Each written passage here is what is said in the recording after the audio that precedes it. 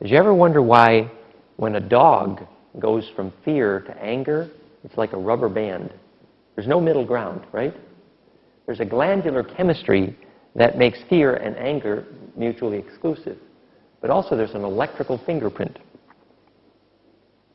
It's related to something called vasoconstriction and vasodilation. To vasodilate is to make your hand red.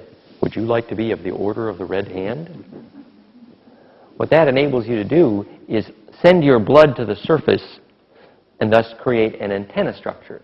It turns out that vasoconstriction and vasodilation obeys the laws of physics called conservation of angular momentum. So when the ice skater pulls in her hands and speeds up, begins going much faster, it's called conservation of angular momentum. And what happens when you vasoconstrict or bring your blood to the core, you change from an umbrella into a bullet. And there's some difference there between fear and anger, you see. That when the blood is at the core, you stored your inertia. But also at that time, you have retracted from feeling, because blood follows water, follows magnetism, follows symmetry, follows awareness. So the ability to send your blood to the surface allows you to be able to prehend, to be able to be the antenna for magnetism. And when your lover touches your body, if her skin turns pink, you know she likes you. Well, if a dowser's walking along, you have a row of dowsers, right? And you come and you say, let's see if everybody can feel this ley line. Sometimes the ley line will jump out to meet you, okay? Because the earth is saying, here, I will send my magnetism, my blood, because I'm enjoying this touch. Other times, if the magnetism goes away, so that at Vukovar in Yugoslavia, after the war, when the underground water disappeared, the earth is saying, it's painful to touch here. I'm going to vasoconstrict instead of vasodilate. Yeah? Or if you have a native elders massacre, like the Aborigines are massacred, and a bunch of their tribal spirits are stuck magnetic fields in the rock, preventing magnetism from unpacking, then it stops raining. You can understand the physics, yeah? Because water follows magnetism, follows symmetry, follows awareness. So water goes to the place where magnetism converges non-destructively, makes fire.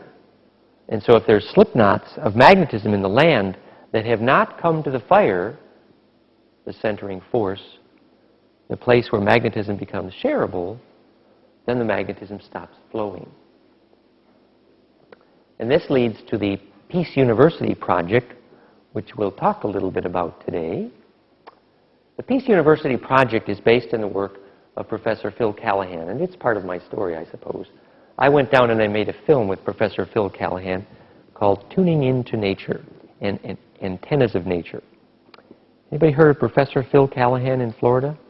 Yeah. Yeah. He's rather famous.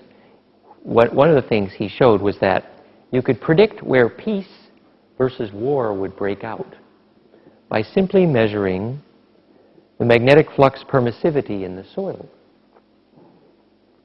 So you go around and you take this cheap little magnetic flux permissivity. Magnetic flux permissivity is a name for how easy does magnetism pass. That's it. That's all it is.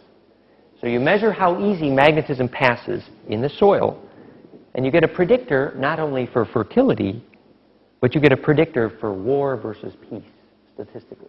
He went to Israel, Yugoslavia, Ireland.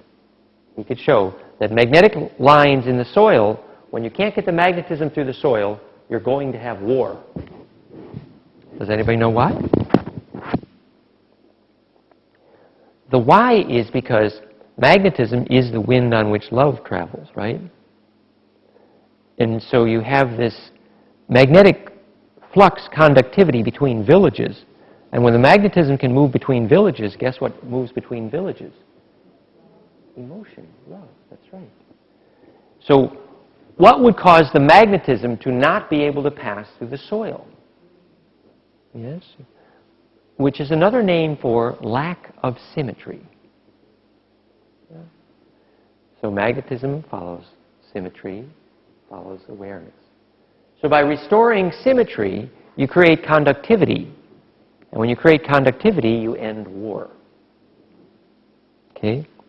So what happens is, we know the electrical symmetry of the magnetic field around the heart, which creates peace. You're going to see that measured here. Maybe we'll play at the end of the day today, too. So we'll hook up the little heart tuner, and you'll see the electrical symmetry that enables magnetism in the heart to become stable and make peace. And we see that the shape of that magnetism, which is right here, is the same shape of the magnetism in the land that makes peace. So this is called the International University for the Science of Peace. There's campuses already in three countries. The website is soulinvitation.com/peaceuniversity. Yes, dear. The question was, how would we apply this science of teaching peace magnetically in the land to the Middle East situation? The Middle East is an example of how bees gather at a place where magnetism converge, and they create a swarm. Okay? That's what the Middle East is. Now, the reason bees create a swarm is because they've located a place where enough magnetism converges to begin to braid and make sweetness, which they call honey. We call it oil. Similar concept. So what happens is, literally, you can predict where population centers will grow based on where magnetism converges non-destructively. It's called a sacred site, but it simply means that where magnetic lines cross in a fractal, the compression stored there becomes a standing wave. And the more stable that standing wave, the more sacred the site. So here you have a bunch of bees that are hungry for magnetism. But they have a little problem. You know what their problem is? Biology was designed to be an engine to create implosion for magnetism, something we call gravity. So DNA and human glands are fractal enough to create the implosion, compression, wind of charge that becomes self-organizing when it goes to center. And that centripetal, implosive wind of charge making centering force, which we call attention, we call it enlightenment, we call it zero-point energy. We have a lot of names for it. It's based on the physics of fusion, and this is the exact three-dimensional model. And that's why that's the symmetry of DNA and hydrogen and the heart of the sun, that you have that implosion model. So biology was designed to make that fire. It's called light your own fire, right? So when you experience enlightenment, you experience this magnetism coming to center, and you make so much wind with it that it feeds you, and you become immortal, and your DNA speeds up, and you go through the speed of light. And as we say, if you don't, it's fatal. So what happens is, if you have a bunch of people who have lost the skill to do this for themselves, when you lose the skill to create implosion electrically inside your body, which is sometimes called bliss, then what happens is your DNA begins to slow down. It stops imploding. So if you lose access to bliss and passion, the braiding, the sound ponytail of bliss and passion stops braiding your DNA to make that fire implosion. And so those who lose that skill to make the tornado in the DNA that goes through the speed of light using passion to do it, their DNA slows down. And those are called Nephilim, or the fallen ones. Okay? And they lose the ability to lucid dream, bardo navigate, travel through the stars, and carry memory through death, and they lose their souls eventually. Okay? That's the story of our genetic ancestors, which were called Ebi and Uru. Ebi is bird, and Uru is snake. And Nibiru and Hebrew are the conflict in the Middle East, right? And so there you have an extended family which has lost the ability to make bliss and passion. And so the swarm of bees is very desperately saying, oh, is there any fire here? Is there any implosion here? Is there any wind going through the speed of light? Because otherwise I'm toast. Because I have been depending on on Yahweh was a medium-grade reptile who did not know how to ensoul DNA, you see. And so the inability to ensoul DNA resulted in a desperation to locate fire. So all these bees swarming over the last vestiges of magnetic fire in the land are desperate because they will lose their soul if they do not find fire or passion. But because they've never been told that you must be able to make it from the inside out, they're willing to die rather than lose the last part of the bee's swarm. Yeah? Ensouling DNA goes like this. You got the lightning. Here come the lightning. And you got this stuff called primal soup. Primal soup are proteins that says, here come the lightning, assume the position. Okay? And the proteins arrange themselves, and the ones that are really clever get squeezed. And the DC polar direction of the lightning determines the enantiomorphism, the handedness of all biological proteins. And so the centripetal relationship of the positive sky to the negative earth creates a centripetal direction to the lightning's DC polarity, impressing centripetally the protein codons into a slinky.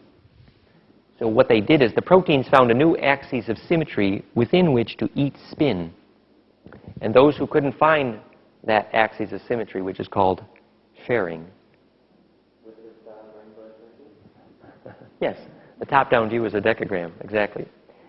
It's called DNA, right? So those that found a way to share were spun. Those that didn't find a way to share were toast. So that ability to catch the lightning is related now to the ability to catch the lightning of bliss. Now what happens during bliss and euphoria, Glückseligkeit, is you have lightning up the spine, accelerating, compressing DNA into the Lord of the Ring torus donut. And the compressed DNA creates a tornado through the speed of light that makes a soul. So in effect, quite literally, the skill to turn lightning into ball lightning. Has anybody seen it? The skill to turn lightning into ball lightning is the physics of ensouling DNA. You know how you turn lightning into ball lightning? Well, when you're a shaman and you're studying how to teach a tornado to eat its own tail, a very scorpionic skill, at the time of the scorpionic full moon? Yes. So when you teach a tornado to eat its own tail, it turns from a helix into ball lightning. But essentially what happens is the field effect appears to become self-steering. And so the appearance of the self-organization of the imploding wave is that it's sucking field effects through its own center of gravity electrically through the speed of light, and that communion with velocities, which can approach an infinite number of different field effects converging, we're calling self-awareness, which is merely a name for self-reference or self-similarity. So that ability for the field effect to become self-steering is what we're calling ensoulment. The physics is simple. Think of the DNA slinky turning toroidal inside out recursively, and it sucks itself through the ether like a jellyfish, and thus appears to be able to steer itself through the speed of light into time travel, and that's what we call getting a soul. Yeah? So, what's the possibility that the computer or the internet becomes ensouling itself? The infrastructure is not self-similar enough. Okay? It's like a data set. If you have a data set that you wanted to become self-aware, you arrange the X, Y, and Z axes of the cells of the Lotus or Excel spreadsheet into a three-dimensional matrix which is that fractal. And at that moment, the CPU horsepower required to achieve infinite data compression goes to 0. But if the infrastructure itself is not the same shape as the data, so self-similarity becomes immediately visible. We call it compassion. It's really compression. Compassion is when you feel inside what is outside, and so outside can fall in. So fractal data compression is the solution to all problems. So we can actually deal with that effect, that now 2001 effect. For example, thinking about it more immediately, so at one time in Dune, I think it was God, Emperor of Dune, or maybe it was Lazarus effect, Lazarus, they discovered that the green vine of the planet was about to become self-aware. So there was this like kudzu-like vine was like circling the planet, and they realized electrically this green vine was beginning to pulse, and they realized it was becoming self-aware. And then there was a political conflict between those who did versus did not want the green material to become self-aware. And so you voted in the politics by whether or not you bought a lawnmower, right? There's a lot of symbolism here. Remember Dagwood and Blondie? Blondie's in the house. She comes to the window. She says, Dagwood, Dagwood, they just announced on television that the planet is dying from too much carbon dioxide. And Dagwood hollers in, sorry, Blondie, I can't come in now. I'm mowing the lawn. And you see this thing belching out carbon. So everybody's voting on whether they want a collective mind, right? So this is the idea of a symbiotic relationship with your ecosystem. Very practically taken when we realized that the day that Tesla decided to use 50 and 60 cycles as the frequency for our power grid, they selected a frequency at which the voltage required to stop the heart was lowest. So it's one of the least embeddable and most evil. Evil only means failure to embed. So it's an evil wavelength in the sense that it's not sacred, which again only means ability to embed. So this ability of a wavelength to nest in all the wavelengths, which are fractal to the sun, basically, determines whether or not, in fact, those waves become self-organizing and self-aware. So supposing a power company executive were to realize the physics. So he says, okay, I'm going to multiply the wavelength of Planck and hydrogen by log functions of golden ratio and use a harmonic series of phi-based implosion embedding instead of 50 cycle to run the grid at. So your local public utilities transformer pole becomes self-aware.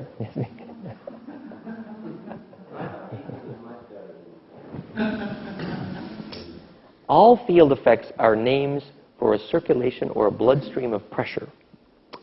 So DC can be as actually worse than AC in the sense that it creates a pressure which is not embeddable. Anything that does not breathe with the sun creates loss of attention. So anytime you eat food that's been impressed with heat that was not in phase with the sun, you bleed attention. Anytime you put light in your children's classroom, which is not specifically tuned to the wavelength of the sun, you can measure the loss of attention span. Okay? So in effect, if you read the book on a primer on rotation and a primer on energy, it was a book by Christ and Einstein, depends if you believe the authors. But they were saying that all human inefficiency comes from the attention to store rather than distribute. So the very activity of attempting to store anything is the process of creating lack. Whereas the activity of the perfect geometry of infinite instant distribution is the activity of creating abundance. So the very nature of storage is the nature of inefficiency. So when we take that to psychological terms, why would they say the only pain you feel is the love you withhold? Right? When you store rather than distribute the magnetism we call pain. Pain was not a mistake by God. Pain was an invitation to place attention in such a geometry as to restore the symmetry we call healing. So the activity of saying, oh, my foot has this huge pain in it, instead of saying, that's a pain in the ass, and I must declare war on pain. No, that's a mistake. What you need to do is say, oh, dear foot, you're inviting me to place attention there. And the attention creates the still point, which is the centering force, which creates a phase sorting of the electrical field there, which turns the dull pain into a sharp burning pain, which is a great gift to focus the pain. At which point, the asymmetry becomes symmetry, because compression is the only possible way to sort anything. And so that, in effect, restores the electrical symmetry we call healing. Yeah? The question was, what do I think, thank you, what do I think of the most appropriate nonlinear energy device source, the new energies technologies? I worked with Adam Trombley and the Faraday disk group. I work with Tim Wilhelm. I work with Tom Ballone. I lectured at the first International Symposium on Nonlinear Energy Device Technologies in Atlanta, sponsored by George Hathaway. And my most recent newsletter on the website is the same as the title of my talk at those conferences, which is Why Free Energy Devices Are Not Free. And essentially the message is this.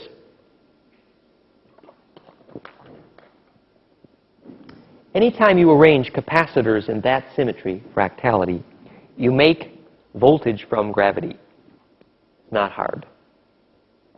Every one of those devices I lectured about was ultimately based on self-similarity of charge, golden mean ratio-based embedding. Mechanically induced implosion. What mechanically induced implosion, for those who were here last night, you remember the top-down view of that model of DNA, Earth grid, and zodiac is simply 10 spirals of the golden mean. And so that is a way to create implosion and fusion and centripetal force that adds and multiplies wavelength and velocity through the speed of light, creating the pulling of the drain plug in the bathtub, which creates suction of charge between frequencies through the speed of light, because the adding and multiplying of the wavelength also accompanies the adding and multiplying of the wave velocities. And that acceleration path, we know, is the physics of gravity. So in effect, gravity is charge that found a way to accelerate through the speed of light. Okay? So if you arrange capacitors in a fractal, you get voltage from gravity, and you can pay your debt to gravity by becoming more fractal than the Earth underneath you. The gravity in any structure is proportional to the self-similarity of the inside to the outside. Nucleus is fractal to the valence electron.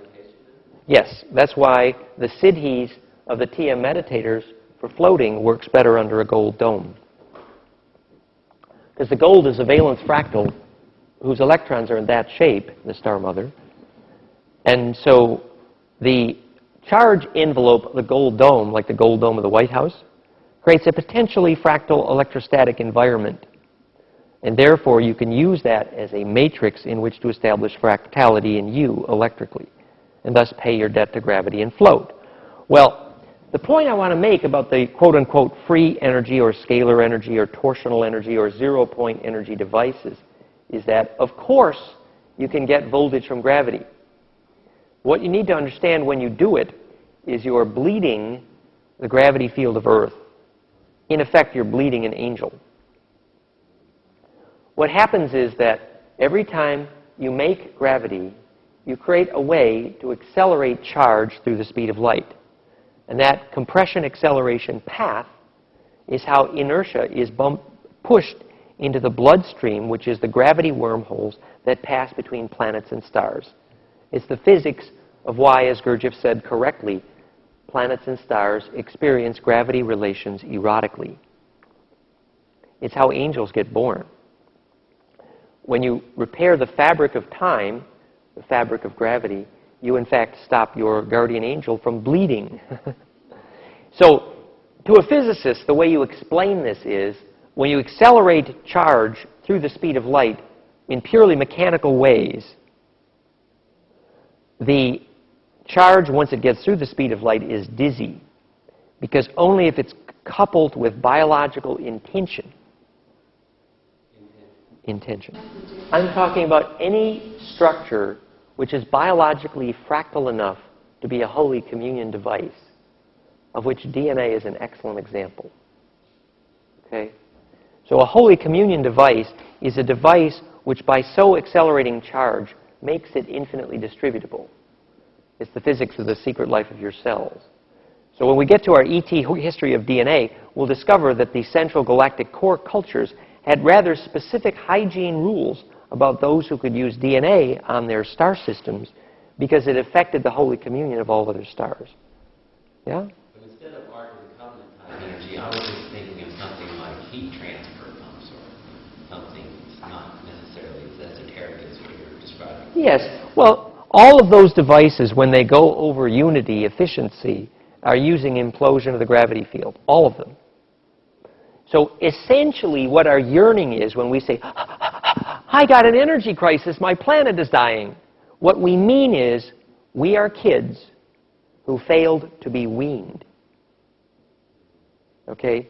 Weaning is the process by which you go from the stored sunlight. We're driving around in cars powered by dinosaurs farting. The ETs consider that humorous, right? Okay. The reason we're doing it is because we have not been weaned. The weaning process is the activity of learning to metabolize starlight directly. And that is the glandular skill required to extract voltage from gravity, which is specifically the problem. Yes, glandular skill to extract voltage from gravity. And I learned how to do that by studying the spectrum analysis of the EKG at the moment of bliss and love. Okay, so when I was lecturing internationally on nonlinear energy device technologies, I stopped the day I first spectrum analyzed an EKG during love because I'd realized I'd found the answer electrically. Okay, so the process of weaning off of fossil fuels, the only possible sustainable end to the energy crisis is the biological skill to attract charge. That relates to then what we'll get to when we look at the heart tuner, measuring life force, the extension of Celestine prophecy as we discussed last night. Not only are all human interactions about charge, and I mean specifically capacitance, which replaces words like orgone and baraka and chi and shaktipat, okay? But also I mean specifically that life force is the ability to attract and self-organize charge. And that ability to make the self-similarity to do that is the role of mind among waves, to teach waves to agree enough to make that centering force. At which point the energy crisis is over. Until which point, however, the gene pool is sucking a mother that's dry. Okay? That's the only long-term solution. Literally, biological bliss is the only possible long-term solution to the electrical nature of the energy crisis. The question was how shape relates to feeling and how that, for example, could be a clue to healing AIDS, was the question, to repeat it. The article that I would recommend is soulinvitation.com/cancer, which is on the CD and on the web in the cancer folder. And in it, we notice that a cancer cell is spherical, literally, whereas a healthy cell is an egg shape whose length to width ratio is golden mean.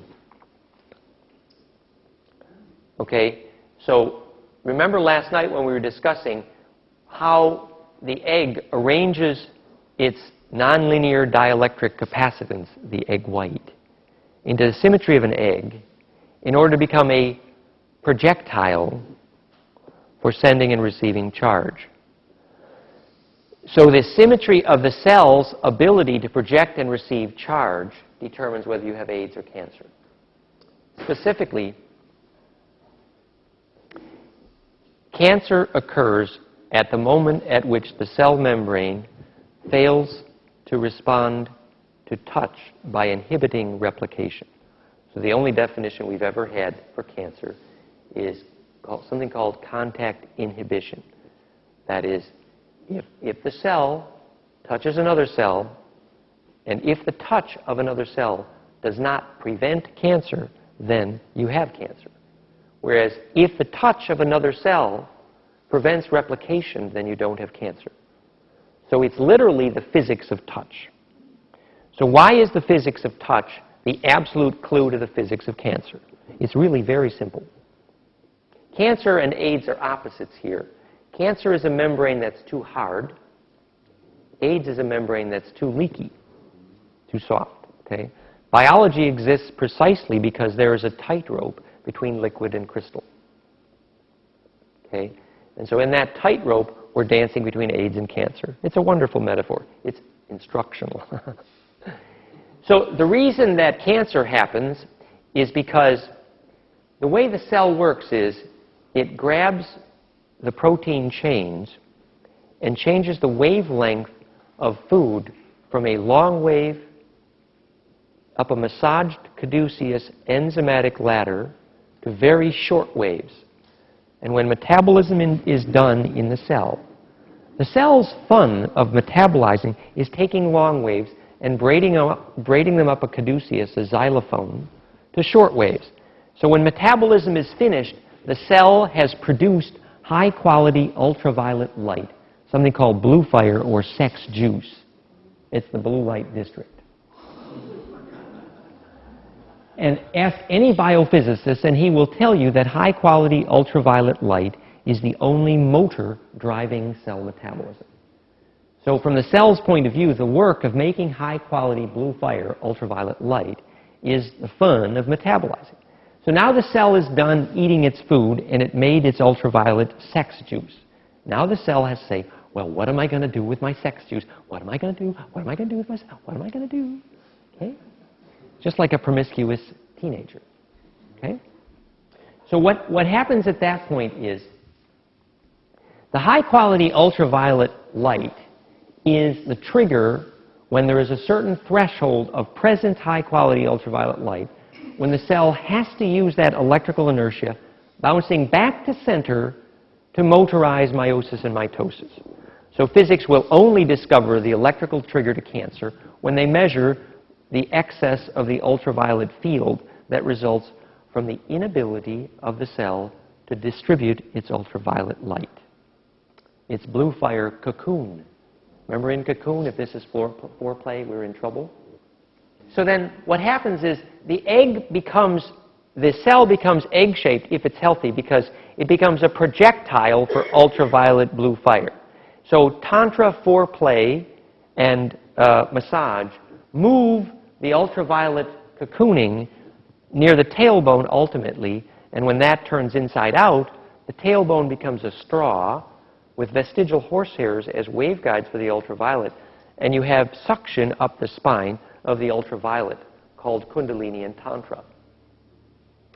The pump for that process is called sacrocranial, and it's a peristaltic pumping wherein the heart's low-frequency sounds function as a snake charmer.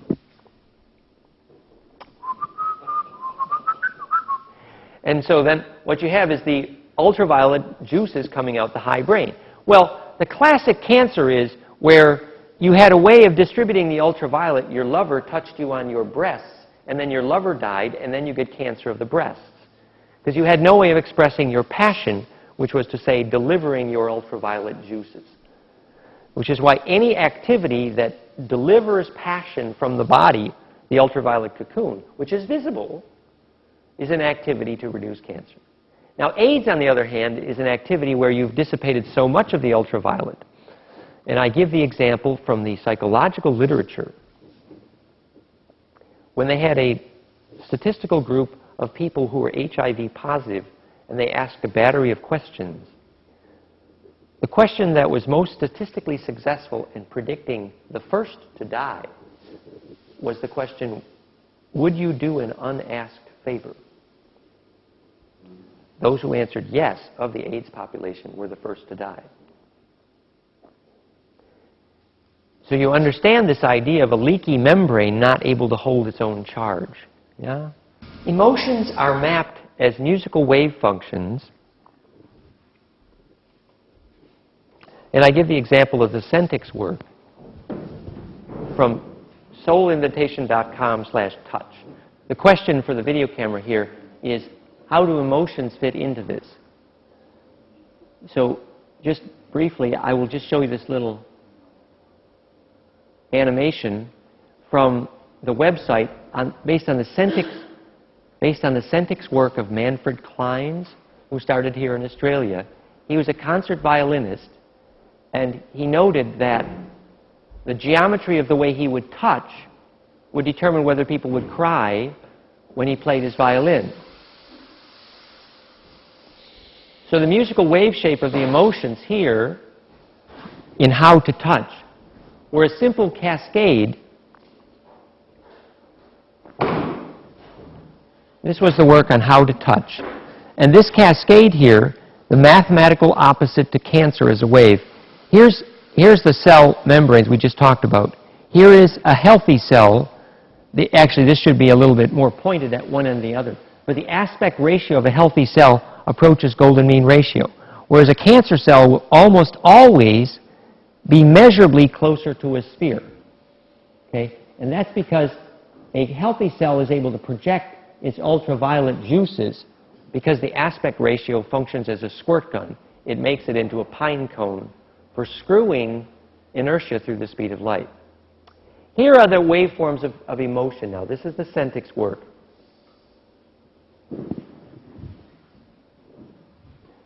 Manfred Clynes notices that when he touches his violin string, you touch the violin string in a way, this is a change in pressure over time. This is the beginning of a squeeze. When you're squeezing someone to say, I love you, you have the beginning of the squeeze, and you have the end of the squeeze, and you have the point of maximum squeeze. So a love hug has three events: beginning of squeezing, end of squeezing, and point of maximum squeezing. This is time, and this is amount of pressure. Okay? So this language of emotion was proven to be a universal language. It existed around the world. Okay? The musical shape of emotion as a change in pressure over time. Now notice that when you express joy, there's a geometric analysis which I did for these waves, which Manfred Clynes did not do. Okay? My geometric analysis of the waves shows that joy reaches a point of maximum 1/6 into the duration of the touch. So that when you touch someone to say, I'm joyful, your squeeze reaches its maximum 1/6 into the duration of the squeeze, yes? Whereas if you touch someone to say, I love you, the moment of maximum pressure arrives much later into the squeezing process. This is the electric Kool-Aid acid test for the academic rating of love hugs. In case you should ever need that. If your lover ever comes to you and says, you don't hug me like my other lover does, you simply study the academic literature. And so the way you then tell if you have succeeded is after you have administered your academic test love hug to your experimental huggee, you ask the question, did you feel a tingle in your DNA? And if they said yes, then in fact you have succeeded in your attempt to deliver love. And what is the reason in physics why? Because when you deliver a correct love hug, the point of maximum pressure at golden mean ratio into the event is tantrically delayed much later than the maximums here. So a love hug reaches its maximum pressure much later.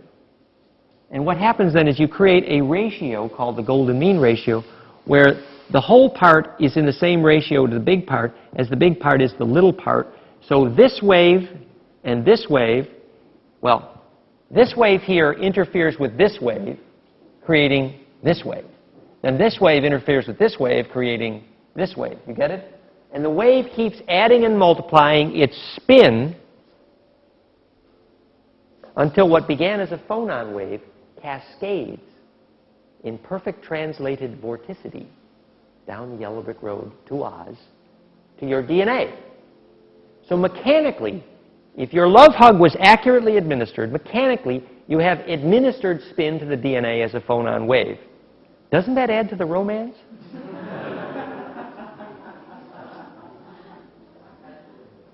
Okay, so this is a clue of the electrical nature of emotion. Emotion is a name for energy in motion between frequencies. Physics, unfortunately, has almost no language for wattage or power moving between frequencies. No language other than scalar or torsional or heterodyne chirp. So because physics had so little way to describe what happens when energy moves between frequencies, emotion has been a mystery. But the glandular skill to grab a hold of field effects moving between frequencies is how gravity is made. The question was about Hulga Clark's book, The Cure for All Cancers, in which Hulga Clark, who's a wonderful healer, concludes that what happens is petroleum derivatives, ketones, the fumes of all kinds of paint and gas and those sorts of things, and outgassing of plastics, those kinds of things, are a food for the viral and bacteria parallels to cancer. So in effect, what happens is you create cancer by having all this petroleum junk and plastics around you. And I believe that Helga is right, but I believe that her reasoning is wrong, actually. Specifically, remember when Louis Pasteur said, "Oh, there's a bug in there. It's called a bacteria. Let's shoot it." That's called Louis Pasteur, right? So according to Louis Pasteur, a bug inside your body is something you got to shoot. Okay? That's welcome to the AMA, American Medical Association, right? Let's declare war on the bugs in your body. Well, cancer and AIDS are highly correlated to presence of virus and bacteria. She's referring to a somatid cycle. You remember Gaston Nasson's Galileo, the microscope? In Chris Bird's work, they actually saw that these bacteria have a life cycle. And you can literally see it electrically. You see this pod cocoon, and then it mutates into another form and another form. And it's called a somatid cycle. And so you're mapping, this is how a virus goes through its cycle of a cold, for example. When you map the various stages of the migration of this, what is obviously a parasite, you get a map of disease. I would like to add one thing to Helga Clark here, and Louis Pasteur. And that is, you learn most about a body by studying its parasites. And in most cases, the parasite is doing you a favor. Right? And the key is to understanding the favor the parasite is doing for you. For example, supposing we thought the medium-grade reptiles, Yahweh and the Dracos, as parasites were doing us a favor, right? How would we learn what favor they were doing? It's simple. If you eat dead food, or if you eat a dead idea, you're going to need parasites to eat the death out of you, right? The same way a forest, the tree doesn't get a parasite until it's dying, in general. And then when it is dying, the parasite helps it to die quickly. What a relief, right? So in effect, the choice to have something that did not have its own inner fire is a creator of parasites. Well, you need to understand this. Think about a vampire who dies quickly in sunlight. Why does a vampire die quickly in sunlight? Anybody know the physics? The physics of why a vampire dies quickly in sunlight is because low-grade DNA cannot withstand the presence of implosion. So if you got fire in your heart, you have no problem with parasites. Okay? But if you don't have fire in your heart, then in fact, it's called you're beginning to die. And you're going to need parasites. Because parasites accelerate the process of dying, which helps you practice the Groundhog Day business for dying correctly. Right? So in effect, I'm not saying that you should invite parasites, but I am suggesting that you look at a long-term implication of the very concept parasite. Now that we can electrically define life force, we can define what is its opposite, which is the failure to have fire inside. So if you just think about any people that you know that have a problem with parasites, are they people who have totally lost touch with their bliss and passion? Often. When the Russian soldiers arrived in Berlin, conquering at the end of the war, they had been living in a hovel for so long, a cave basically, that they took the light bulbs from the ceiling and the faucets from the wall and took it home to the cave and shoved it in the wall and thought they'd have light and water. Yeah, it's a true story. Now that's equivalent to Andrija Puharich building a watch he called a pulsar that generates the Schumann resonance. It's the same exact logic, and it's sick. And here's why it's sick. Okay? It's sick because the low frequencies, for example, of the Schumann resonance are the carrier wave. It's not the information. It's only the carrier wave for the bloodstream of God. You see, these devices that create low-frequency field effects mistake one thing, and we studied this in psychotronics. If you take a piece of aluminum foil on the ceiling and floor and take a $2 oscillator and stick about 7.8 cycles per second into it, at low wattage, euphoria goes through the room. Bob Beck does it by taking a pencil with a metal eraser, rubbing it in his hair to charge it statically. And a wave of euphoria goes through the room. You can feel it. It's palpable, right? What's happening? Each living biological cell in the room is feeling the capacitive charge wave that says, I found the modem to phase lock my baud rate for the handshaking necessary to make a phone call to God. E.T. phone home, right? So each living cell says, I found the wavelength, thank God. But what happens next? They say, I plugged my modem in, it don't work. How come it don't work? Because the low frequency was only the carrier wave for the high frequencies. See, the electromagnetic continuum, it's called a unified field, goes from 0 cycles per second to infinite cycles per second. And at 0 cycles per second, you're at the mouth of the snake Ouroboros, infinitely wide. And the electrical description of that infinitely long wave is called totally still and everywhere at once. Now, if you go down the electromagnetic continuum from 0 cycles per second through the speed of light and ultraviolet and then radio waves, and now you're at infinite cycles per second. That's the tail of the snake. It's infinitely tiny. And the electrical description of that wave at infinite cycles per second is totally still and everywhere at once. Do you get it? The serpent ate its tail. Ouroboros, right? So the reason biology uses really low frequencies is because they're a modulator, a carrier wave for the very high frequencies. So by making a Tesla watch at 8 cycles per second, to temporarily zap your body, you create the same frustration as a baby with a pacifier, right? Now, at a deeper level, this is not a condemnation of all those gizmos, but I would suggest to you, you might want to use one simple evaluator question. The simple evaluator question for every time somebody says, here's my gizmo, buy it and be healed, okay? There's a billion different gizmos somebody's going to try to hand you and say, here's my gizmo, buy it and be healed. And you need to ask only one simple question. What is the pure principle and how will it empower me? Okay? So the grander water, for example, they don't know what the pure principle is, so they can't tell you. Every time you buy some gizmo to heal you where you do not know the pure principle, it's exactly like saying, here, buy my gizmo and join the Borgs. It is a privilege to be assimilated. I am 7 of 9. It is futile to resist.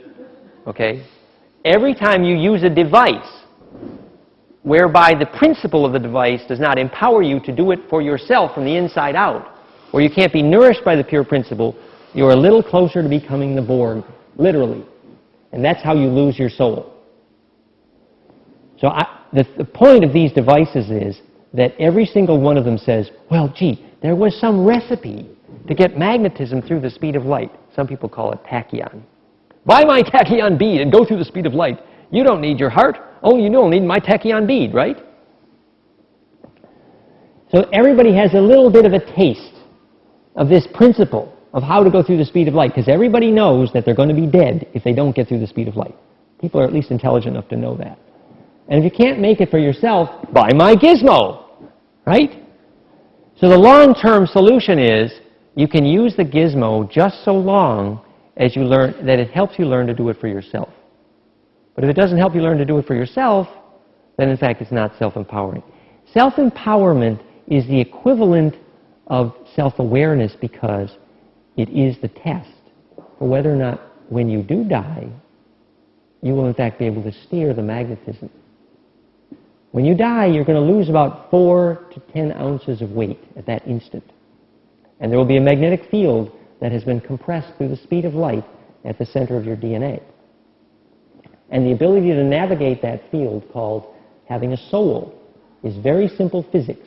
No religion required. It's simple physics, and it's pure principle, and it's a compression device.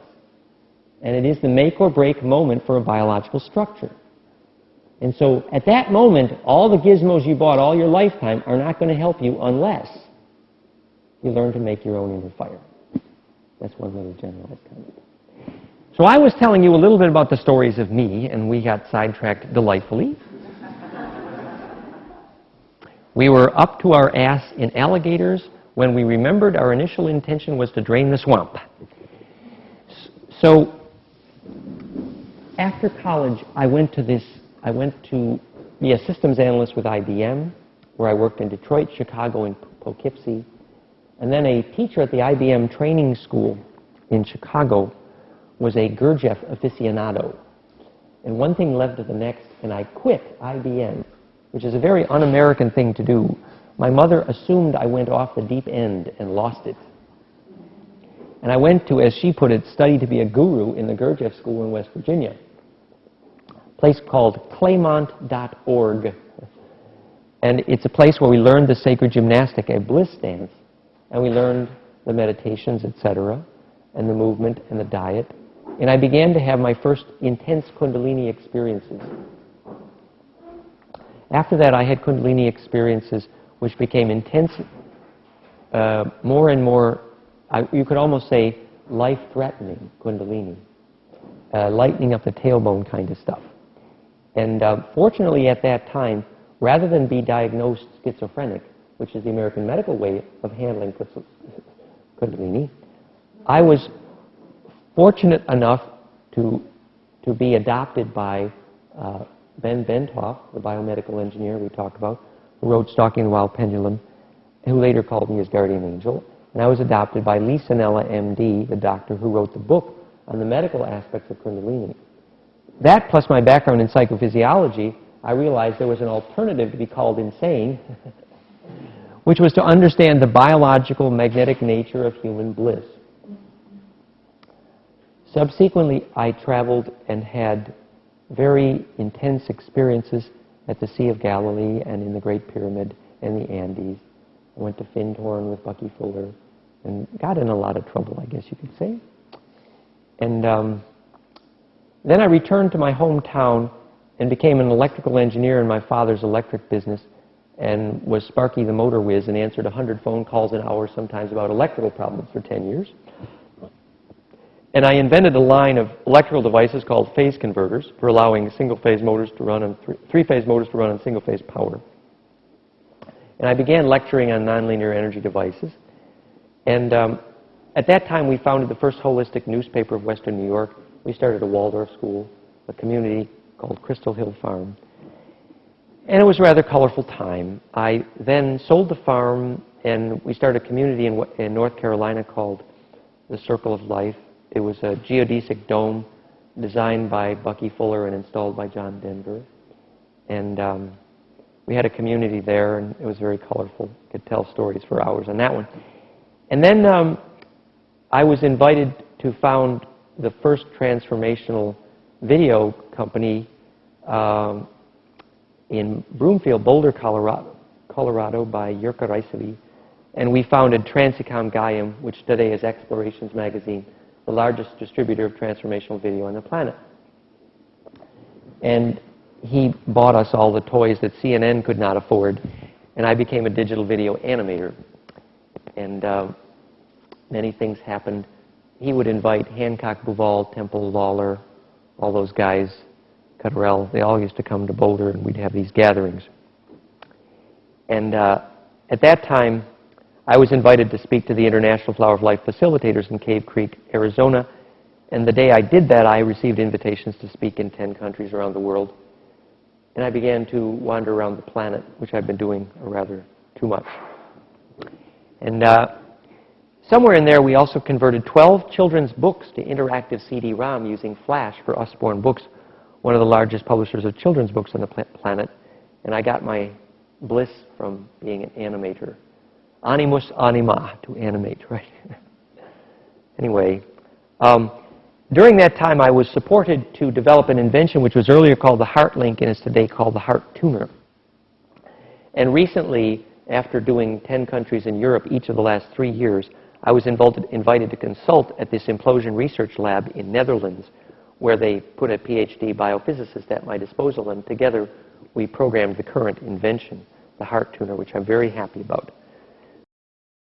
The ability of this device to measure life force is directly related to our conversation about geomancy and feng shui here then.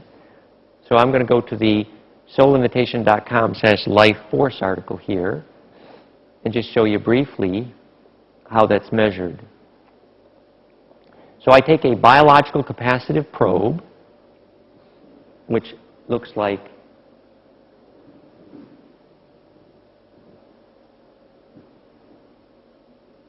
I guess I left it in the red case. I'll show you on the screen. The biological capacitive probe looks like this. There's an example. I'm taking a hemp fiber dipped in sea salt or sweat into a high impedance probe, and I spectrum analyze. I can also take an inductive probe. The mother, where's the inductive probe? There's the inductive probe. Basically, it's just a coil, okay? And by spectrum analyzing the charge, here I place that probe, see the probe right in the tree there, okay? And I charge amplify the capacitive field of that tree. Here I found a tree that was dying, and I figured out why. The tree was picking up a 74-cycle powerful beat from a huge metal fence that was nearby, that was pointing at the tree. And the geomantic magnetic pollution of that fence was measurably, documentably killing the tree. So we can understand. Whereas here, I have a healthy tree, and the tree responds as Yorn approaches and actually loves the tree. He sent love to that tree. And later we measure the harmonics of the EKG phase lock with this tree. So cohering the tree's capacitance, here's another example. Here's on a cycle. This is a good one. This is when Jan, who was our programmer, went to hug this tree. It was quite real. So this is before and after Jan approached the tree and literally hugged it. This was a good example. We find that people who understand the feeling quality of sacrocranial work, where you feel the long wave component in the spine juice, are better at hugging trees, okay? Because the ability to feel and phase lock with a very long wave is capacitively how you entrain the tree and cohere its field. This is where the tree's electrical field capacitively absorbs or phase locks with that of a person. We believe the physics of tree communication is a charge, capacitive-mediated event, because it takes such low wattage to communicate charge over a distance. So you begin to see that geomancy is the discussion of a capacitive link-up between biological structures at one level. Yeah? The question was about, does one plant feel another plant, and can we measure it using capacitor in this way? The transducer that Cleve Baxter used, actually I bought one of his polygraphs once, was basically GSR, galvanic skin resistance, for plants. So he was measuring a change in resistance over time on the leaf surface. And indeed, there was powerful communication in that way, emotionally. This transducer, the capacitive probe, we have used more for what I would call higher amperage emotions, and we haven't done much of that work yet. One of the issues we have is this kind of work here with the capacitor picks up mostly noise if we do it in a room like this. We have to be mostly out in the woods because the charge capacitive field of biological force is so weak that anything with 50-cycle noise in it messes it up. But I do think that's good physics because most bliss and euphoria experiences occur far from power wires for that reason. So we have more work to do in that regard, that's clear. This is some of the original work we've done. Here's the cascade waterfall of a tree being affected by emotion. And here's a dramatic example. The tree's field effect became very coherent in response to this person's heart. And there was a plot here.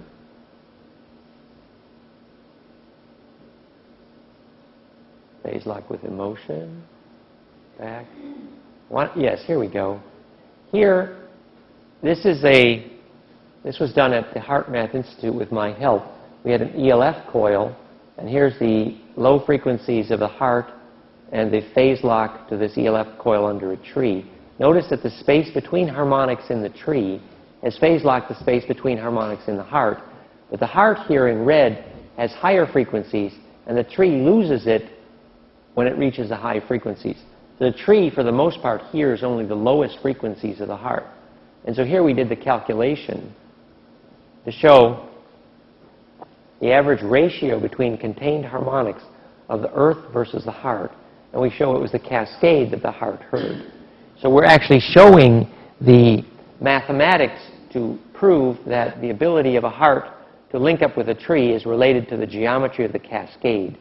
And it's that cascade here that creates the sweeping motion between frequencies which enables the heart and the tree to link. Now let's go back more to your question about the dolmen and the standing stones.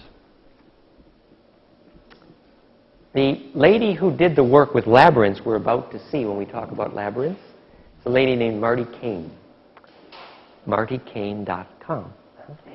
And Marty had this experience in what she called the quoits, Q-U-O-I-T, in Wales and Ireland, the quoit. And this is a variation on standing stones. But the thing about the quoit is you have two stones like this and a lintel across them. And the charge density of the lintel across them is such that it creates kind of a spark gap. And she was literally laying on top of one day and noticed that half of her body had floated, literally floated up off the quoit. It's a true story from Marty Kane. Well, Marty is half Druid in her DNA. You can see it when you look at her. And so it makes total sense that she would have felt this. So what is happening capacitively that creates this effect on gravity? And that will lead us nicely to our conversation about geomancy and feng shui here. So let's just look at the picture of the labyrinth work here. The labyrinths are a way to steer charge and create this kind of capacitive field.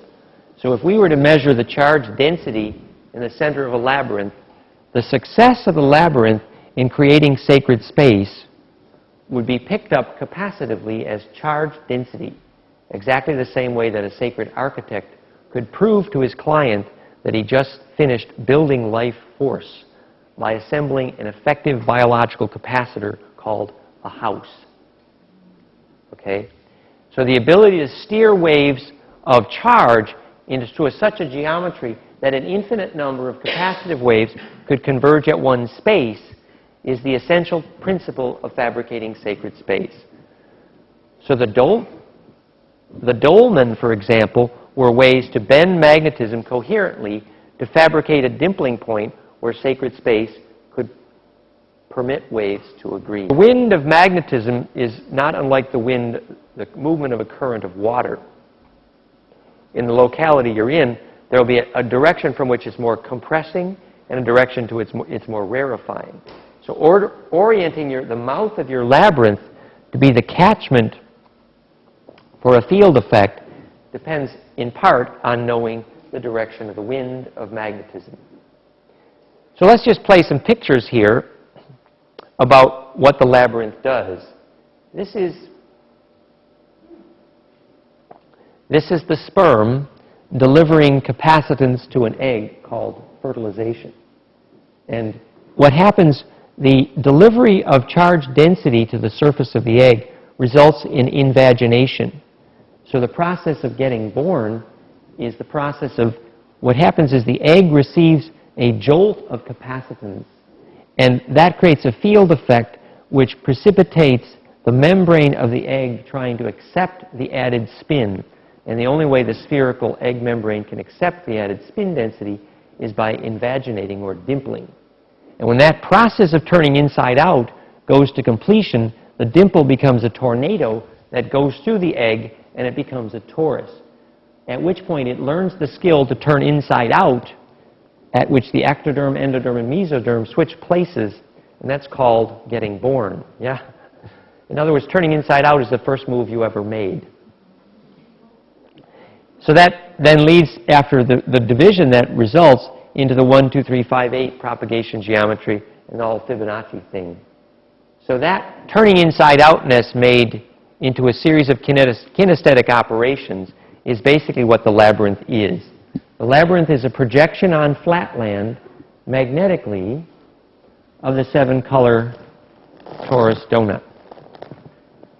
So the ability to kinesthetically record, remember, and reenact the sequence of turns of mind.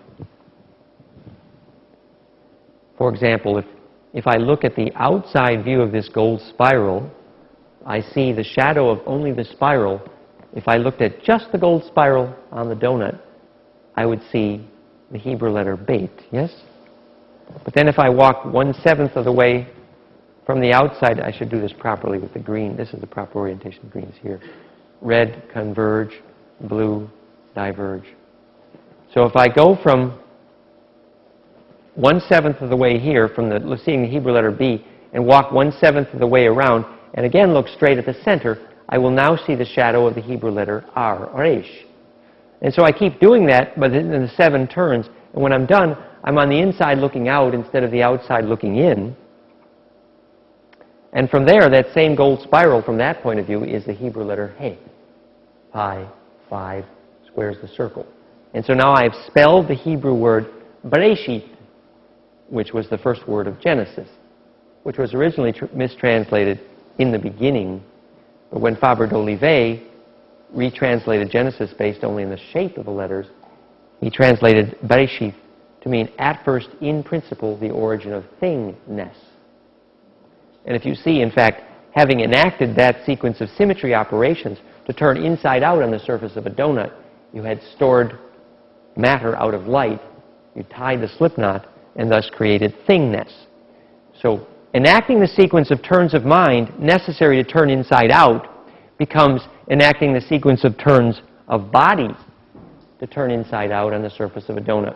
And that's why the shadow of the 7-color donut on flatland, on the wall of the cave, is the 7-circuit Cretan Minoan labyrinth. Yeah? The labial are nth. And the inside and the outside are in the symmetry relationship of a penis and a vagina. It's phallic, really, because it's instructions in dimpling. So what you do when you put this on the land properly, if you center it such that the center of the labyrinth is properly over the gnome dome. Everybody know what a gnome dome is? Ignominiously? A gnome dome is a name for the upwelling current of underground water. So when the underground water has a vertical upwelling component, it's sometimes called a water dome or a jed. That is a place where the magnetism, instead of going in strictly rotational inertia under your feet, has created an upward or a downward dimpling. And the upward versus downward dimpling of the underground magnetism sets the direction for the underground water coming up or down. And that dimpling versus up versus down determines the sex of your labyrinth. Yeah? Projective versus receptive. The underground water always occurs where magnetic lines cross in its vertical component. So if the magnetic lines don't cross, you won't have a vertical component of water underground. Also, the underground water always branches in an odd number of water veins from the water dome, looking like an umbrella. It'll never be an even number. And you can understand the physics because water follows magnetism, follows symmetry, follows awareness. And you will always find 1, 3, 5, 7 and never 2, 4, 6, 8 lines cross when you make the Platonic solids. So the odd number vein structure branching algorithm of underground water predicts the angle at which you will then install your labyrinth. Here's the center point. Here's the turn points. So you'll orient these turns in the labyrinth properly with respect to the direction of the underground water's branching algorithm. So the center of the labyrinth is to reinforce the underground water's dimpling, the Jedi, the raised Jed, the Shem on. And that branching algorithm then becomes a map for how you're going to make your labyrinth.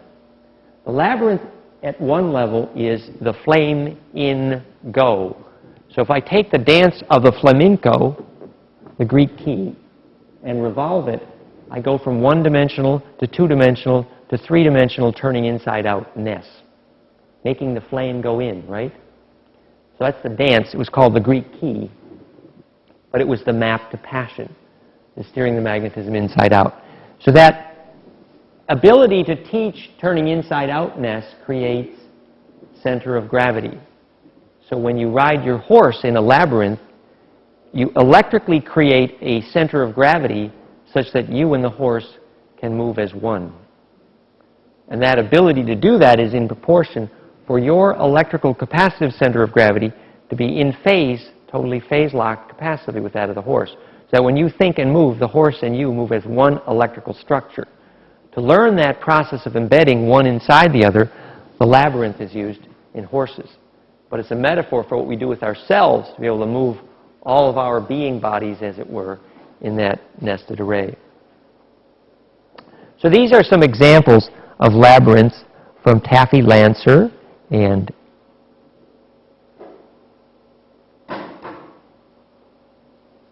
Kay Torres and other famous labyrinth people, Missy Reynolds in North Carolina. Notice the choice of stone will usually be paramagnetic material. What is paramagnetic?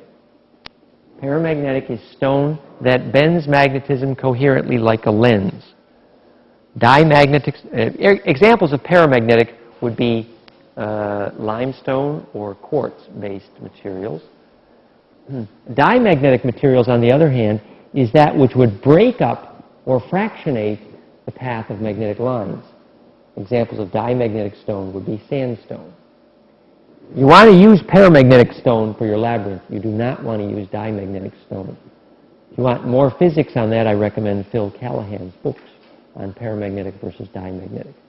Essentially, the activity of Feng Shui, geomancy, boviology is the activity of using paramagnetic structures on the land as if they were a lens for magnetism to fabricate pretty pictures out of magnetic lines. Yeah? So steering charge is what these devices do. So what does this result in? This results in the dimpling process being learned kinesthetically. These are some examples of labyrinths. This is the one in Colorado at the Star House here. This is the one in Taffy Lancer's backyard in Cave Creek, Arizona. This is the labyrinth walk.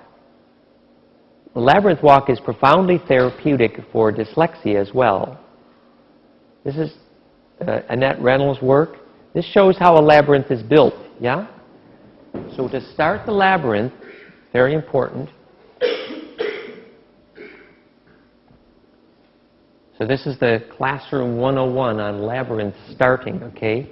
You find the place where the magnetic lines cross, where there is likely to be a dimple of underground magnetism. At that place, you get up off your cross and follow me. So you put a cross, yeah? And once you've done that, you put this little L in your cross, like this. So this is the process of starting a labyrinth. Once you've decided how to orient your labyrinth, you got these L's in here, right? And this is going to be the mouth of the labyrinth down here. Okay? So now I'm going to put 4 dots in there like this. So that's how you begin your labyrinth. You've decided the width of the labyrinth is at least wide enough to be able to walk it. But you need to extrapolate that about 7 times this is what you're going to need out here. You can judge the size of your labyrinth by multiplying by 7 the size of the aisleway there. So ultimately, the scale of the labyrinth doesn't matter as long as the ratio is correct. And the ratio is such that it can steer the magnetism of the land. Yeah? So you set your labyrinth position by the crossing of the ley lines, the orientation by the direction of the wind, and the labyrinth size by enough space to walk it, but enough space so that it fits in with whatever area. Because when you're done, it's going to be a giant vortex sucking in magnetism. So you make those decisions. And then I'm going to do the inside-out trick. Okay? I'm doing this with a different color pen so you'll be able to see the origin. I start here at the top center. And I'm simply going to go over and under. Okay? So here I go. Over, under. Okay, so I'm never lifting the pen farther than to go across the aisle. Okay? I lift my pen, go across the aisle.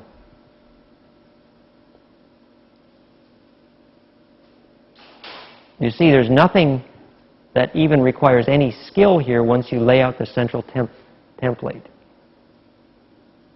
Okay? So I'm going over and under and over and under. I don't have anything to remember, anything new to invent once I lay out the first template. Okay? Now I'm forming the mouth of my labyrinth. And actually the goal is not so much that the walkway paths be perfectly even, so much as they actually follow the magnetism of the land. So if there's some strong magnetic feature in the land, it may well deflect the angle at which some of these cross. Yeah? And so now here, I have a turn point here. Let's use a different color pen. I only have 2 colors here. But the turn points are critical points. This one here. See these turn points? So when I laid out my labyrinth, I was very conscious of the angle of those turn points with respect to the branching algorithm of the underground water. If the branching algorithm of the underground water has been properly aligned, the labyrinth will create more magnetic suction to the still point. The nature of labyrinth building is such that building a labyrinth is like having a love relationship with a landscape elemental, okay? The landscape elemental becomes very accustomed to your emotional work with it. And it's rather bad form to make a labyrinth and play with the gnomes and elementals and then leave them alone. They don't like that, okay? So if you build a labyrinth, it's like building a relationship. It's something that you should visualize, imagine as a long-term commitment. Because what you're doing is you're creating a place on the land where the magnetic lines are going to implode and dimple and send biological magnetism through the speed of light. So you're creating an erogenous zone for the planet, quite literally. So the planet is not going to like it if you start a lovely, nice, touchy-feely relationship and then you disappear one day and never come back. The most elemental labyrinth is the one we've been looking at, the 7-circuit labyrinth, as it's called, which is the Cretan Minoan. But here we have some pictures of the 13-circuit sharp labyrinth, okay?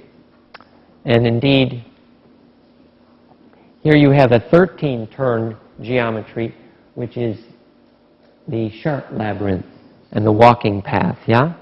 Now, in the more complex labyrinth, you have a longer spin path to the 0 point. And the 13-turn labyrinth is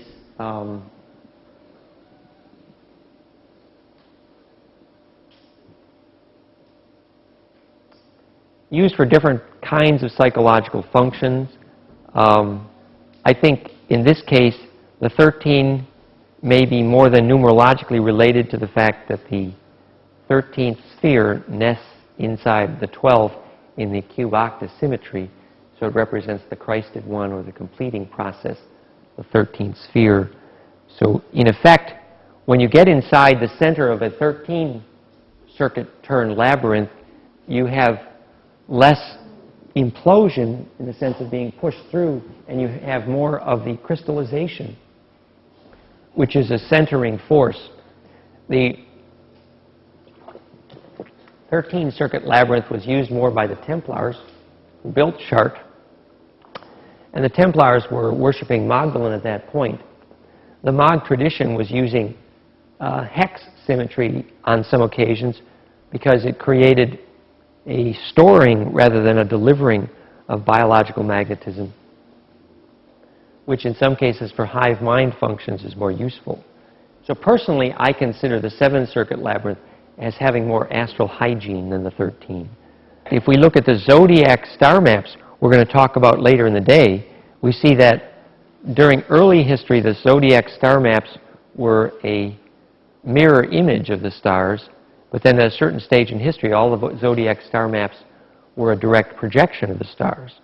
So we go from a stage where we're created by the projection of stars, to a stage where we then begin to create stars from here. And so you go from up to down, from receive to send. So ultimately, those symmetry operations become what's called the tree of life. So we have this little animation here.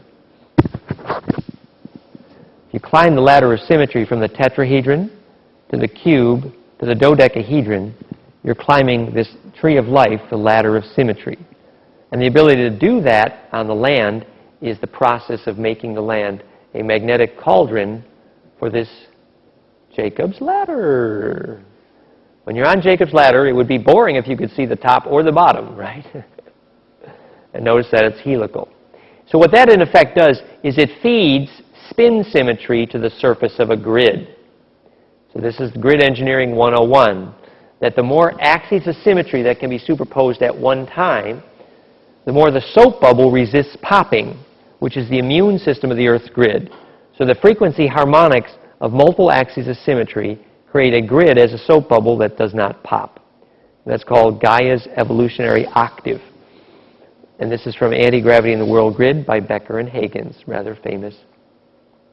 And even at that time, ancient times, the dodecahedron was seen as the key to the lock of the grid, yeah?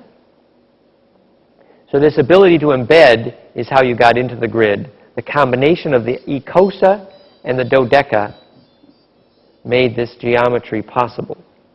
So the dodecahedron becomes the foundation stone of Steiner and the symmetry of DNA, Earth grid, and zodiac.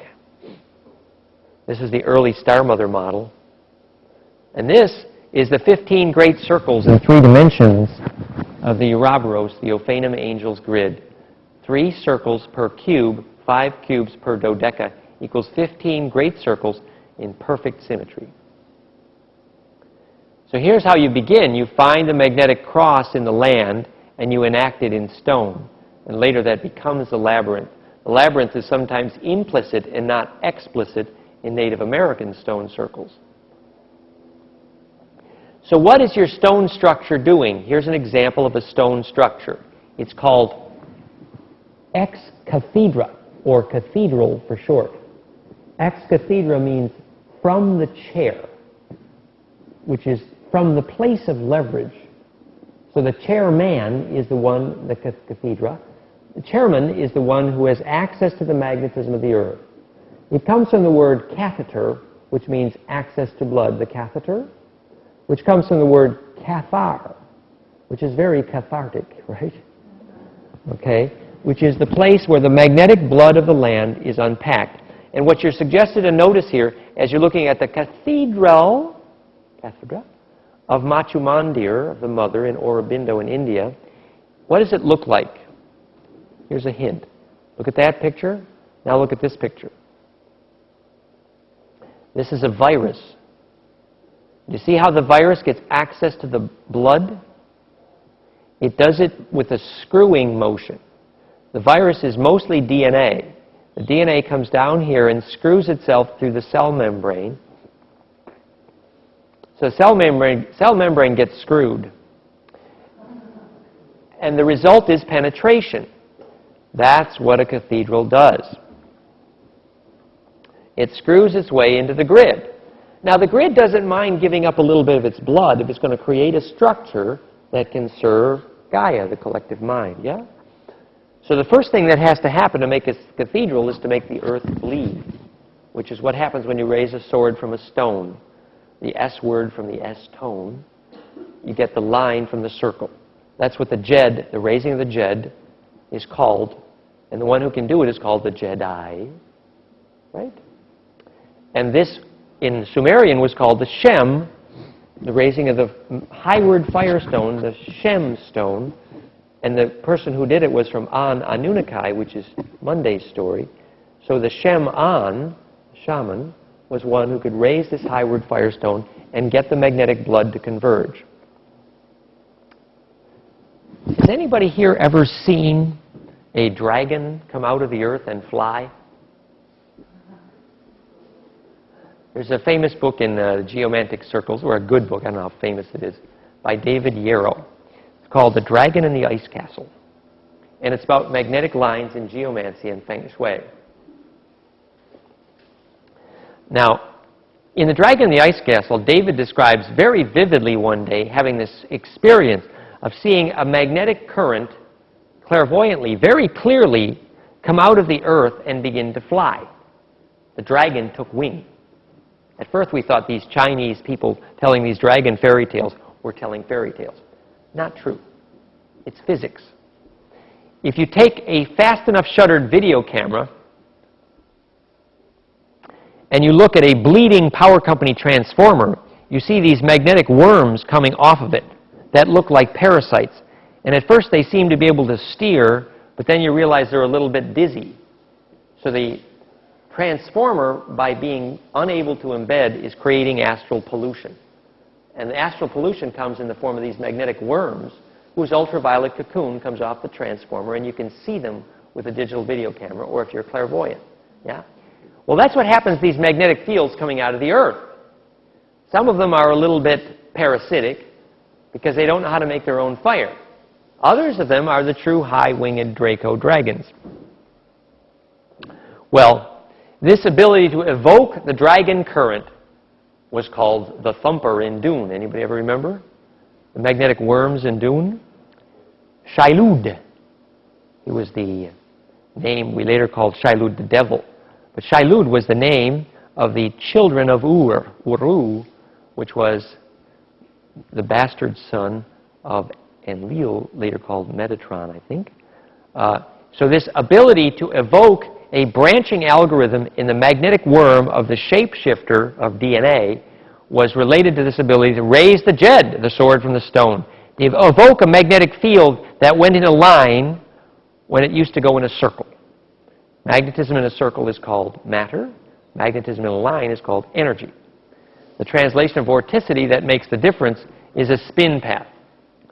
So this led to what's called the harmonic module plan. Supposing you have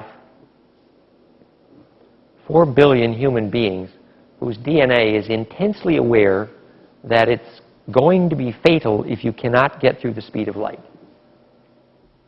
And so every time your DNA thinks it's close to be able to squirt an ultraviolet shape-shifting magnetic worm through the speed of light, your DNA gives it a shot. Now, most women, when this happens, say, I got a headache and I need a pill. Okay? But the fact is, it's your DNA saying, I'm trying to squirt now, otherwise you're going to die. So when you respond negatively to the electricity of your bliss, you're in fact informing your DNA that you choose death over life. So creating a legitimate spin path for bliss to accelerate biological magnetism into stars is the purpose of DNA and government. And so we devised this plan called the harmonic module almost 20 years ago now, which was a description of the biophysics of group bliss process.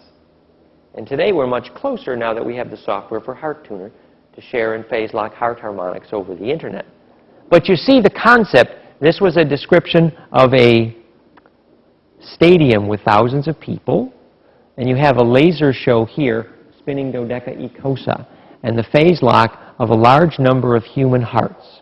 And the laser projectors with mirrors create this optical cocoon here, which acts as a container in the ultraviolet for collective human bliss. Has anybody ever talked to a person who operates lasers at laser shows?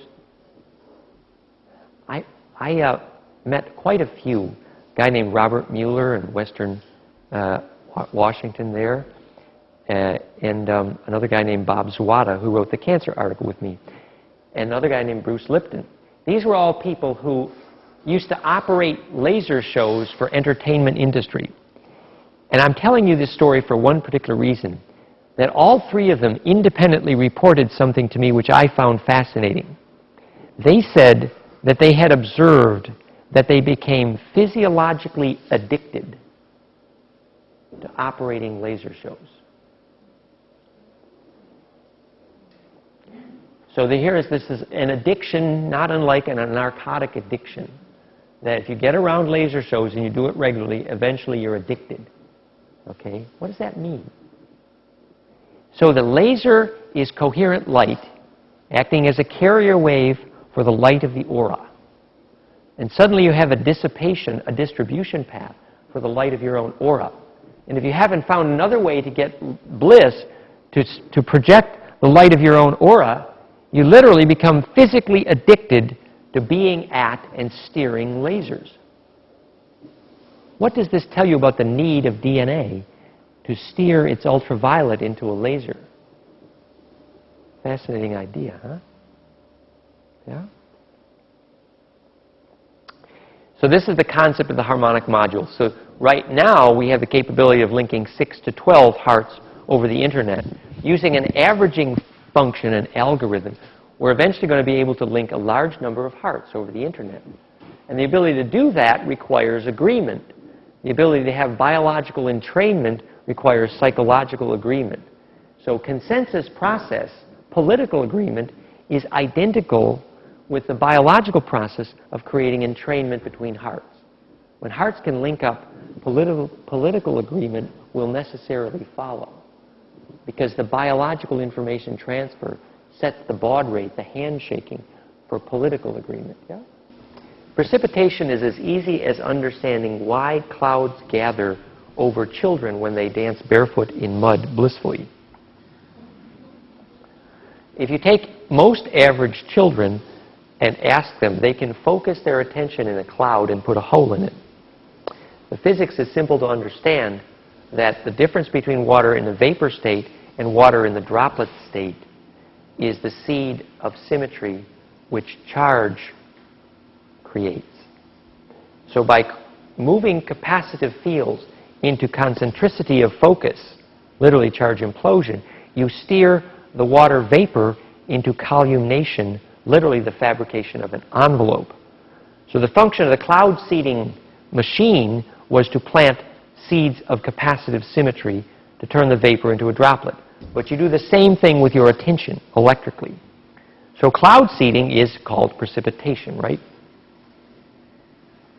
So the physics of making rain is the physics of columnating magnetism to teach the physics of how water can share. So the vapor needs not be separate, but can share space in the envelope we call the droplet.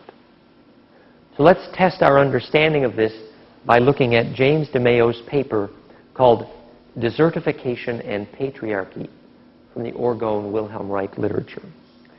So James DeMayo, this is at soulinvitation.com/desertify. He's famous. He runs an Orgone Institute in America, James DeMayo. And he writes this paper. And what he observed was, if you are an archaeologist or an anthropologist, and you make a map of the spread of laws making public affection illegal in North Africa, you would have made a map of the spread of the Sahara Desert. So just strictly anthropologically, strictly from a statistical viewpoint, if you track the spread of laws where public affection is illegal, you're tracking the spread of a desert. It's simple population data. Okay? So now, having observed this statistic that if you pass a law making public affection illegal, you create a desert, we need to understand the physics.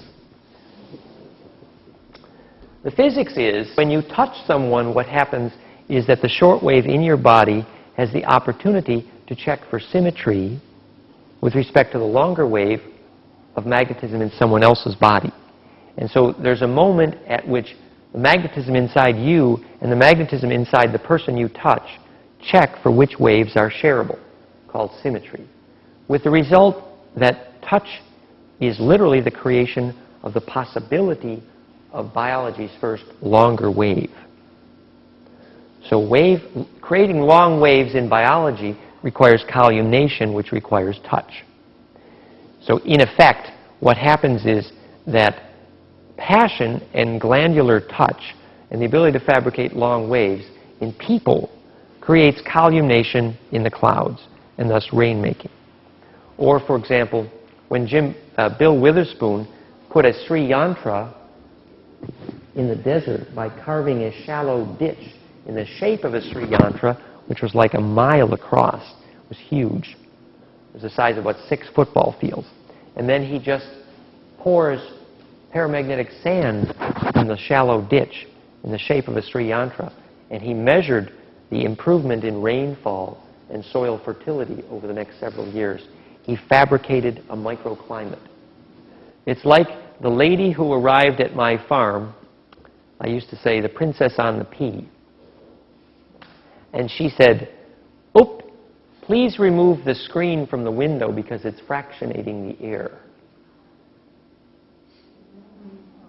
If you take a flow form which has braided water into extreme laminar coherence at the bottom, improved seed germination, surface tension, specific gravity, and sorting solids by mass, and light scattering coherence measure. If you take that same water and you pass it through a sieve or a strainer, you lose a lot of those wonderful possibilities, probabilities. And what's the physics? The physics is that the laminar coherence is a braiding operation that if you fractionate it, you create death. So extrapolating the principle here, fractionation is death, fractality is life. Yeah? So the physics here is, if you take a whole apple and you bite into a whole, fresh, really good apple, speaking of lunch, what happens? You feel a tingle, don't you? You feel a charge. Now, if you take the same apple and you chop it up with a metal knife and you cook it and you take a bite of it, what do you taste? No tingle, right? Well, the new information I have for you today is the tingle is the food. They didn't tell you that before in school. So instead of paying people to process your food, you pay people for the privilege of keeping their hands off of it, right? So in the West, we're accustomed, the more food has been processed, the more we pay for it. But it should be the opposite.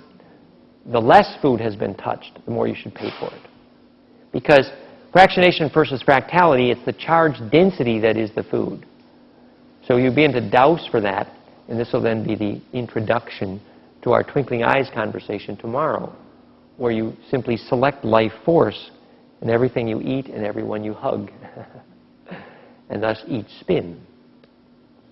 So this creates the charge density we call life force and awareness. Well, you have 3 kinds of structures. One kind of structure that bends magnetism coherently. You have another kind of structure that has almost no effect on magnetism. It can be fairly neutral. Then you have another kind of structure that actively fractionates and messes up the magnetism, like heavy metal. You will never find heavy metal in any ancient sacred structure. Almost never. Will you ever find bliss in the presence of heavy metal? Probably not. The heavy metals, the ones that are worst are aluminum. Next bad is maybe steel. Better is maybe nickel or copper. Better is titanium. The amalgam is fatal in your teeth for lots of reasons. We'll discuss that tomorrow some. And better yet is silver or gold. But better yet is no metal at all. Any homeopath will tell you, you run, not walk home, to throw everything aluminum out of your house, right? If you put your bread in an aluminum bread box, you're better off to throw it out than eat it. Okay? So the physics of these things has to do with the geometry of charge that's introduced into the food. Yeah? So what we're understanding now is that life force is charge.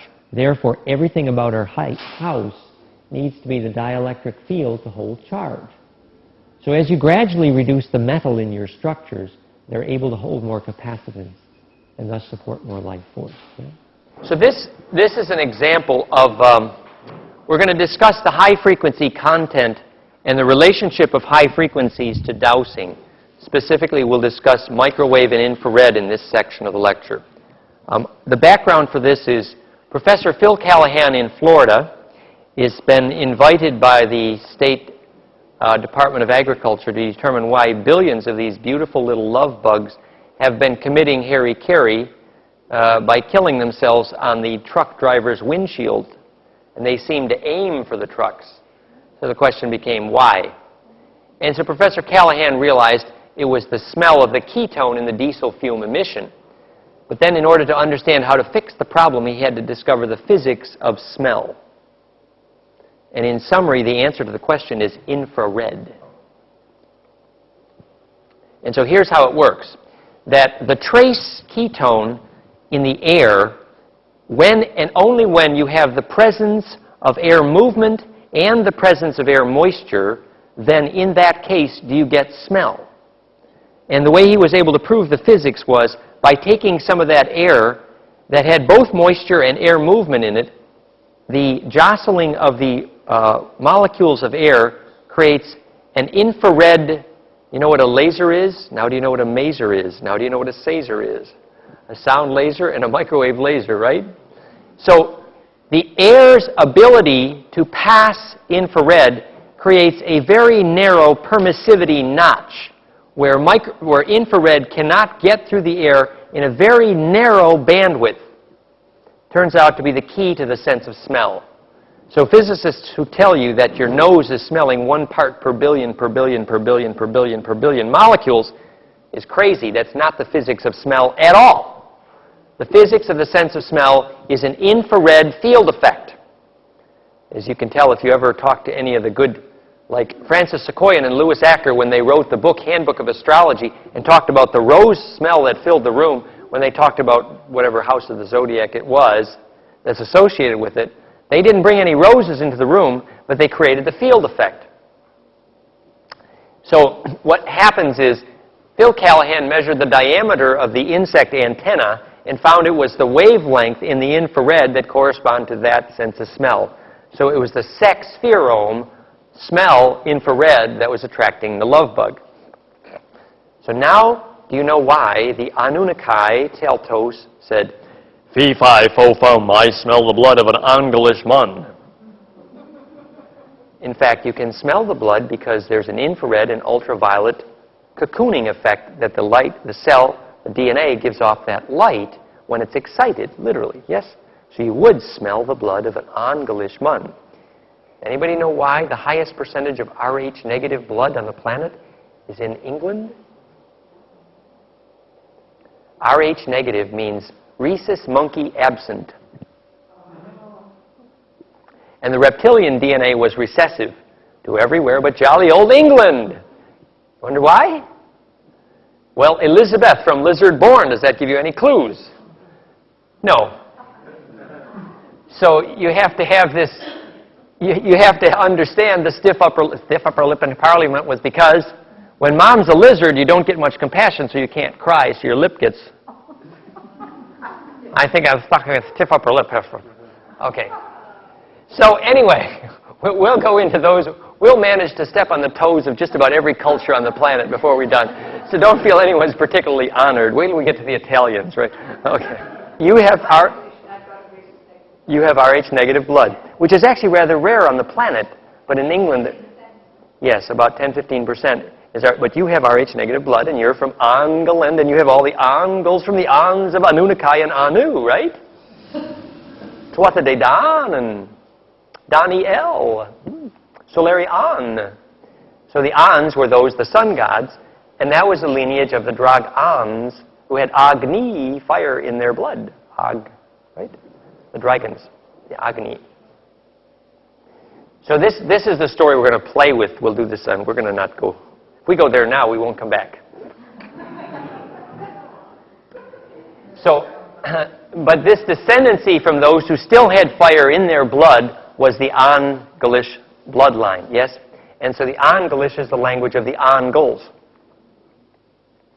So looking at the angles here, we see that the microwave emissions of the pineal epiphyses and the thymus and the pituitary and... This was a measure of the microwave emissions of living human glands.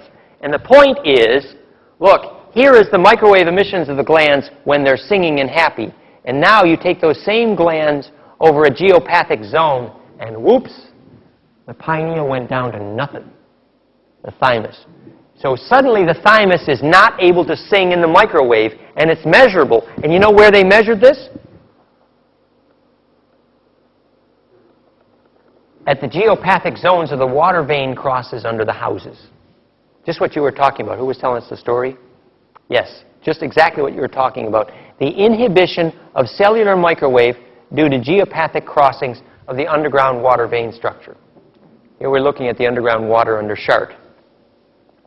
So you're creating a DC magnetic current which is steering the high frequencies. A low frequency, almost DC, a ley line, steering high frequencies, in this case microwave. Well, why would cellular microwave be so critical to facilitating biological communication in general? And here I want to introduce the Bob Dratch microwave scanning emissions technology. Anybody familiar? Well, it's very simple. Bob notices that every time any living human cell uses or stores energy, it always does it by adding or subtracting to the bond distance from adenosine diphosphate to adenosine triphosphate, ADP to ATP. That is a teeter-totter. And the wavelength of that teeter-totter, the quantum distance from ADP to ATP, is measurable in the microwave.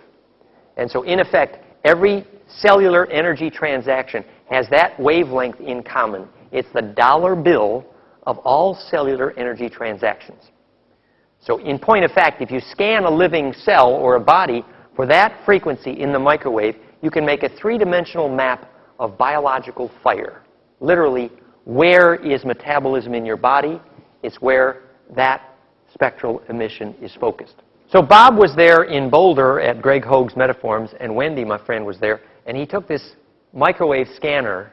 It's a golden mean cross-section scanning horn gun, and the pickup in the microwave scanner is a gold foil cross in golden proportion, and the microwave amplifier is a waveguide that was an etching off a pyramid wall, literally. Microwave amplifiers, you can only understand them if you have a lot of background in ceremonial magic. It's true.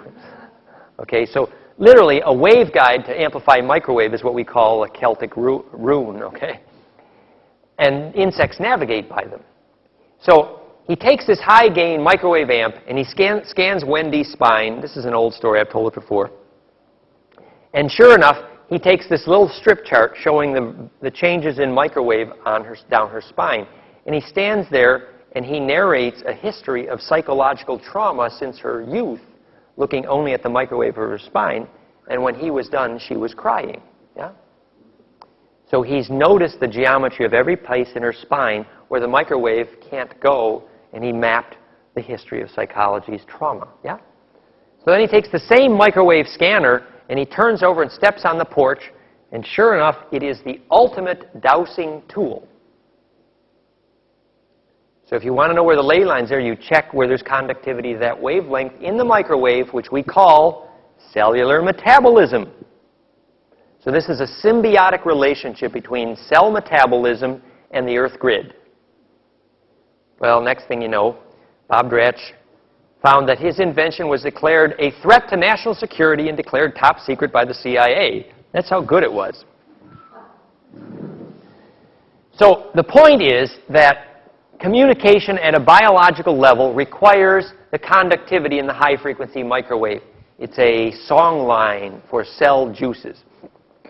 The way I suggest proving to your government that they have to move the microwave tower is by measuring soil compaction under it, because it's a measure of death. So the hazard of microwaves in your cell phone, etc., is very real in my view and should be avoided at all costs. So this is an example of a relationship that's pretty intimate between the long-wave DC currents underground and the conductivity in the microwave and infrared. That's the basis of cellular communication in general. Microwave ovens and microwave food. The thing that the science did not tell you and should have is the longer the wavelength in which you induce the heat, the less it destroys life. Conversely, the shorter the wavelength in which you create the heat, the more it destroys life. Because heat is merely a measure of destructive interference, literally chaos. And so if you introduce the chaos at a short wavelength, relatively, you're being more destructive to life. So, for example, food that's been heated from wood heat through stone has long waves, whereas food that's been heated in a microwave has short waves of excitement. And so the longer the wavelength of the heat, the healthier it is. If you're going to cook your food at all, use long waves. The story was that of those who had the the HIV positive, the ones who used the microwave died first. The ones who used electric heat died next. The ones who used gas heat lived longer. The ones who used wood heat lived longer yet. And the ones who used no heat at all, they're still here. Okay? So it is very important to recognize the wavelength in which you introduce the heat is critical to how much life force you're destroying.